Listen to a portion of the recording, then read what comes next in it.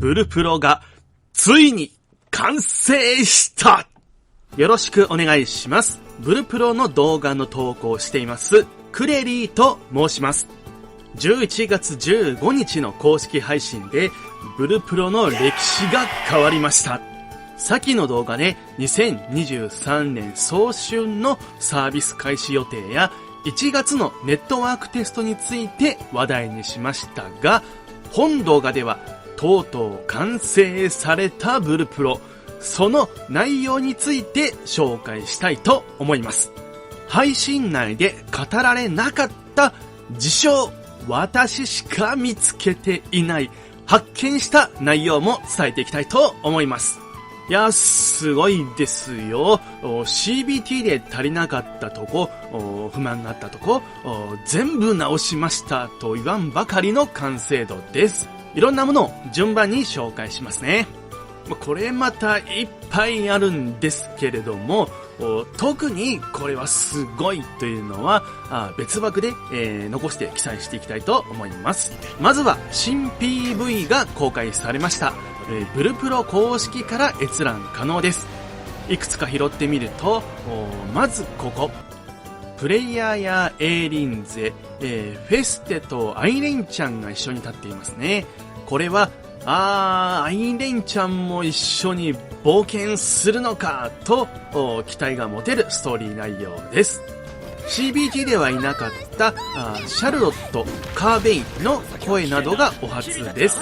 今までのキャラも声があったキャラクターに関して、なんとなく察してる方もいましたけれども、声優一覧が表記されたのもお初かと思います。またこの崖の町砦、ぽいエリアも今までになかったものですね。もう十分ご存知かと思いますけれども、メインテーマは沢野博之さんによるもの。ガチでストーリーも面白そうですね。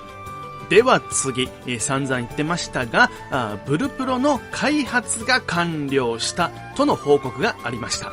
今はもうデバッグの段階で、次のネットワークテストの結果が良ければ、2023年早春というところの中、そう遠くないうちにサービス開始ができる様子です。クラスの方もスタートは5つのクラスと言われていましたね。CBT で使えたイージスファイター、ツインストライカー、ブラストアーチャー、スペルキャスターの4色に、新しいヘビースマッシャーを加えたもの。CBT4 色の中身含むそもそものバトルシステムにも大きな仕様変更があった様子です。まずイージスファイター、盾を持つタンク色なんですけれども、カウンターの仕様変更。ぐーっと後ろ下がっている間に攻撃をするということになったみたいですね。前はこのグーがなかったんですよね。カウンター攻撃は DPS 高いみたいなことも言っていました。新システムエネミーステップジャンプ。ジャンプ中に接近して再度ジャンプで2段ジャンプ。そこから強襲攻撃を繰り出せばボーナス強襲攻撃となり、イージスファイターの固有のボーナス強襲攻撃がバインド攻撃になるということです。さらにヘイトシステムが実装され、イージスファイターのスキルなどはタゲを集めやすいスキルが多くなったというのもありました。これまたイージスアルティメットスキルが全く別物になっています。CBT では攻撃するものだったんですけれども、これ完全にバフ型になっているようですね。防御上昇、スーパー、アーマー、ヒットポイント継続回復、発動時に HP と縦ゲージ回復、縦ゲージ消費軽減、さらにグリッターモードになったり、再度発動で味方全体にバフをって、これめちゃめちゃ多いですね。次、ツインストライカーは斧二刀流のアタッカー色。コンボゲージの仕様が変更されています。コンボゲージとはそもそも攻撃を当て続けるとゲージが溜まっていき、CBT の時は1回攻撃をバンって受けるとこのゲージリセットされていたんですね。なので、スーパーアーマーとかのスキルで対策していたわけなんですけれども、その被弾リセットというものがなくなり、戦闘後しばらく経つと自動的にリセットされる仕様となった様子です。またコンボゲージを消費したバフスキルもあるとのこと。固有アクションにデフォルトでドレインとスーパーアーマーがつき、さらにボーナス強襲攻撃でもドレイン効果がついたことにより、ちょっとした回復なら素の状態でも単独で対応できるようになったということですね。おそらくですが、これ私しか発見していない情報と思いたいんですけれども、コマ送りでですね、拾ったんですが、これらがストライカーの新しいスキルですね。クロスブラッドとドレインスパイラル、さらにソウルリッパーが確認できました。ブラッドアックスは別でちゃんとあるのも確認しています。スタミナ消費っていうのは新しい仕様ですね。全体としてパーティーチェイン機能というシステムも実装。パーティー全体でコンボをつなげ攻撃アップなど回数を増やせば有用なバフがかかっていきます。ここでちょっとだけ解説。これが最終仕様とのことですので、安心して案内できますが、ブルプロに触れたことがない人向けに下部のここ操作アイコンとでも言えばいいですかね、非常に簡単なのでここだけ解説します。この左4つがスキル技になります。攻撃やバフなどユーザーが自由に設定できます。この中心の一つがウルト、アルティメットスキーという、必殺技です。その横右、配信内では使われなかったですが、イマジンという、簡単に言うと、一瞬現れて手助けしてくれる召喚獣みたいなものです。これが2枠装備して使えます。一番右の小さい2つが、左がいわゆる通常攻撃のポチポチ、右がクラス固有のアクション行動というわけです。では次のクラス、ブラストアーチャーは中遠距離向けの支援にも優れた職です。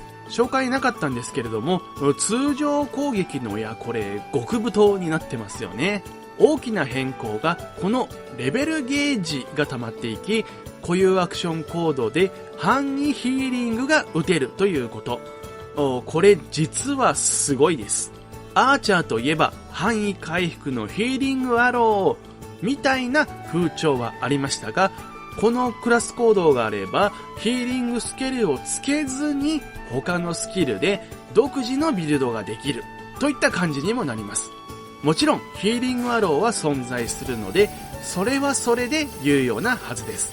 スペルキャスターは属性攻撃が得意な遠距離クラス。スキルがリキャスト型ではなく EP というゲージを消費して技を放つ職になっています。大きくここが変わったよというのは紹介されなかったんですけれども、そうですね。ただ PV とかでも CBT ではなかった新スキルも確認できますし、スキルのセットに制限がなくなったので、偏った属性で揃えることも可能になっています。最後はヘビースマッシャー。次のテストから実装されるので、まだ触れたユーザーがいないという新しいクラスです。射出可能なハンマーという射撃できる近中距離の重量級なクラス。弾を射出してますね、これ。後ろ向きにドンって撃って、跳躍とかもしてます。カートリッジ仕様があり、スキル前に消費量も異なっているようです。リロードももちろん可能。うまく残弾ゼロの状態でリロードすると、残弾数そのものが増える仕様もあるみたいです。バフもかかったりするようですね。固有アクションは簡単な射出攻撃をしてました。全クラスなのですが、ウルトアルティメットスキルの発動時にカットインがつきました。無敵時間でもあり安心なのですが、このカットイン有無をオプションで設定も可能です。ちなみに今回の発表前に2年前くらいですかね、私の動画でスキル紹介を出した時に演出でカッ手にカットインつけてたんですよね。これは私もこれがかっこいいと思って、つけて紹介したんですけれども、どこからか思いが届いたんでしょうかね。こうしてね、視聴者さんのコメントとかもいただいてるんですけども、こういったのもね、運営の皆さんの視界に入ってくれて届いたら嬉しいですよね。キャラクリに関して、CBT では男女ともに髪型8種でしたが、初回14種に増えています。6種追加ということですね。コメントは残したんですけれども、ごめんなさい。前回の動画で私16種と発表して間違えていましたね。すいません。これは単純に2列になって、8×2 って思っちゃったんですね。14種です。ちょっとお嬢様感増したこのような髪型も追加されていますね。金髪で見てみたいですね。しかしちょっと待ってください。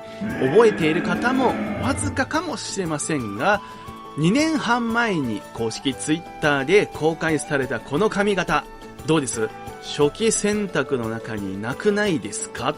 右上のこれはロングだから違いますよね。この髪型を設定するのが2年間夢だったんですけれども、どこ行ったんですか？まだ見つけてますよ。見逃しませんよ、運営さん。PV 内にいたこのキャラの髪型、どうするおつもりですか？胸があるし女性キャラですよね。めっちゃいい髪型じゃないですか。まだまだ隠してますね。これはもう髪型の大きな追加要素が反転できるようになったり、ツートンカラーで色をつけられるところなどがありました。もちろん新しい衣装やアクセが追加されています。天使がいますね。ブルプロは天国でした。さて、アクセ装備部位は全部で7部位だそうです。頭、目、頬、耳、手、背中、腰です。アンダーウェアは実装確定。冒険者ランク仕様がガラッと変更されたということです。そも冒険者ランクとは、これは昔投稿した前紹介から抜粋します。ブルプロ最近知ったよって方は、仕様ちょっと変わってますけれども、ぜひ見に行ってみてくださいね。こういった内容もモリモリですので。では、流します。今までで、クラスレベル、バトルスコア、冒険者ランクと、ちょっと分かりにくくなってきましたね。簡単におさらいすると、クラスレベルは、経験値で上がる一般的な職業のレベル。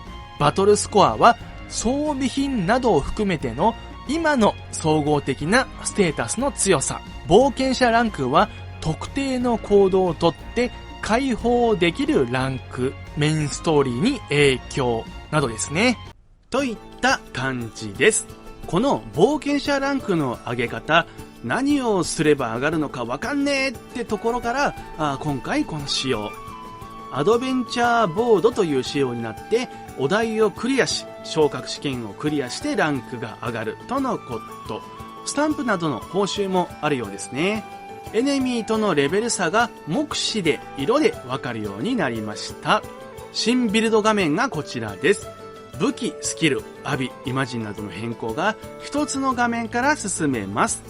昔のメニューだと武器は武器だけで切り替えで開いていましたよね。スキル4種つけるのも CBT では制限がありましたが撤廃され、本当に好きな自由な4種をつけることができるようになってます。新機能、他クラスのアビリティを2つ身につけることができるようになりました。例えばイージスの防御アップとかあるんでしょうかね。ダンジョンは CBT では雑魚を無視して走って周回するだけが目立っていたものですが、新仕様では途中の固定のバトルエリア内までスルーした雑魚がついてくるようになりました。運営の皆さんのテストプレイでも全滅まであり得る感じだそうです。ダンジョンの中で低確率でレアドロップ品が出るようになりました。装備が入っているようですね。装備はね、見た目が変わりますので入手するために気合が入りますよね。エフェクト設定はめっちゃ細かく設定できるようになったよっていう感じでめっちゃ増えてます。装備をバトルセットとして登録しておくことができるようになりました。注目なお知らせです。スキルポイントを振って取得する仕様がなくなりました。その結果、クラスのクラスレベルが上がり、指定レベルになったらスキルを覚えるレベル制になったということです。これほんと最高です。スキルの振り直しとか振り方間違えたとかストレスであり、レベルマックスだと最終的に全部覚えるのにポイントを振る意味とか考えた結果だそうです。この仕様は大正解だと思います。トレーニングモードのかかしについて動画が公開されました。スキルの試しだけではなく単純に操作を覚えるにも役立ちそうです。属性ダメージの検証もできるとのこと。装備イマジンに関してどんなレベルのものでも装備できるようになったとのことです。低いレベルで装備してたら単純に武器イマジンの性能もレベルに合わせて落ちるよってことですね。イマジン召喚獣型のバトルイマジンはスキル以上アルティメットスキル以下の性能を目安とするそうです。マウント関連エネルギー撤廃は過去案内されておりました。実際の動画ではこうなっております。キツネ以外のイマジンも見えますね。PV にも大きなマウントがいましたので種類が増えていきそうです。ダンジョンにミニマップ追加、CBT の時なかったのはちゃんと意図があってない仕様だったんですけれども、結果としてマップを実装することになったということです。レイヤーマップが実装され、普通に遊びながら見れる投下マップというのもあります。フィールド踏破の仕様も変更。CBT ではエリア内の何種類かのポイントを集めないとそのエリアのマップが貼れなかったのですが、単純に進んだエリアの雲が貼れる仕様になったとのことです。ウィッシュリスト機能も実装され、こんな感じになるということです。制作可能になったら通知も出ます。売り棒。画面内に同時表示できるクエストの数は3つになりました。J キーでクエスト、ウィッシュ、アドベンチャーボードなど切り替えることが可能です。オプションでキーボードの空いてるキーに好きなショートカットを設定することが可能に。画像だと衣装を開くのに O キーを割り当てたということですね。新規で16個設定可能です。フォトモードは F とかでしょうかね。ハッドでクラス固有ゲージの位置も自由自在よということです。こんな特殊な形も可。アイテムを使うパレットの仕様変更。決定は F2 でするというものです。クルッカーめっちゃシュール。人数多いと絵になるんでしょうけどね。パーティープレイヤーが倒された時、わかりやすく通知が出るようになったよや、どこでも武器を非表示にできるようになったよなども実装完了。フォトモードの実装により、よりこだわったスクリーンショットが作成可能に、さらに自分の冒険者カードにスクリーンショットを設定することもできます。スキル中のモーションも止めることができますので、これは頑張って作っちゃいそうですよね。この冒険者カードを交換することでフレンドとなることもできます。ログウィンドウを増やしたりタブ分けもできます。クラフト中ログ見えない間でもトークが来たら通知が来るようになったよ。特定の施設やキャラクターも周りに人が多くても選択しやすくなったよ。プレイヤーの表示人数を設定かけられるようにしましたよなどは簡単にご案内しておきます。クラスチェンジが神殿前のクラスマスターの手を借りずとも街中で武器変更するだけでクラスチェンジができます。さよならクラスマスター。ちなみに街の外ではできません。素材バッグがほぼ無限という情報はありましたが、バッグなるものは消費アイテムのみとなりました。画面上では100種入る仕様のようです。で、素材を入手すると自動的に倉庫へ転送されるようになりました。倉庫内もいつでも見ることができます。つまり過去あった鑑定というものの存在がなくなったということです。ユーザーが街に帰りたいと思った時だけ帰るような世界にしたいというのはすっごい共感しました。アイテムの数量はスライドバーなどで指定可能になりました。キラキラの素材が事前で区別がつくようになりました。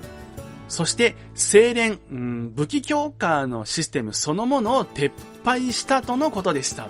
強化した古い武器とせっかく入手した上位の武器、また鍛えるのかとなえるより入手した喜びを優先させたいっていうのはすっごいわかります。これも英断だと思っています。そもそもレベルシンク制で装備できるので、完璧な方向性ですね。実績系の要素も追加されました。これにより称号アイテムも取得可能です。